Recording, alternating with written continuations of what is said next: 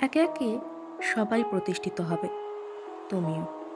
কিন্তু যতদিন না হচ্ছ, তোমার চোখের সামনে দিয়ে যারা প্রতিষ্ঠা পাচ্ছে, তাদের আনন্দ উল্লাসগুলোই তোমার কাছে ঈর্ষা না থাকলেও নিজেকে নিয়ে উদ্বেগ বাড়াবে ক্রমশ।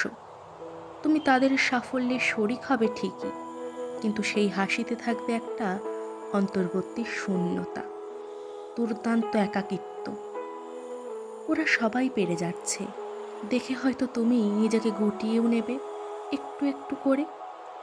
হয়তো মনে হবে আরও কত, এমনকি নিজের কাছেই নিজের একান্ত যন্ত্রণায় গলা বন্ধ হয়ে আসবে তোমার। সেই সময় দুনিয়ার যত অভিমান মনে পড়বে, অপমান মনে পড়বে, মনে পড়বে কারা ছেড়ে গেছে শুধু তুমি পারোনি বলে।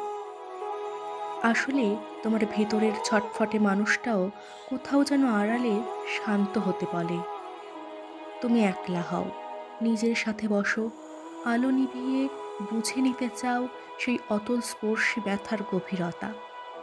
তুমি ভাবো, ভেবে চলো, মাঝখান দিয়ে কতটা সময় পেরিয়ে যায়। তুমি ঠাহর করতে পারো না, তুমি তখন আদতে ভেতর থেকে ভালো থাকো না। আলস্য আসে, ইচ্ছে কমে আসে উৎসাহে। জীবন যেন অভ্যস্ত পথে পেরোতে থাকে, তুমি আসলে নিজের ভেতরেই উদাস থাকো। ভেঙে পড়লেও ইদানিং আর প্রতিক্রিয়া করো না, তুমি তখনও চেষ্টা ছাড়ো না। এরপর একদিন ঔদাসীন্যময় সন্ধেবেলা পেরিয়ে যাও তুমি সমস্ত অপমান, প্রত্যেকটা অবহেলা। ফোনের স্ক্রিনে বন্ধুর মেসেজ ভেসে আসে, তুই পেরে গিয়েছিস ভাই, তুই পেরে গিয়েছিস। তুমি খানিকক্ষণ মেসেজটা চুপচাপ দেখো, বুঝে উঠতে পারো না ঠিক পড়লে কিনা।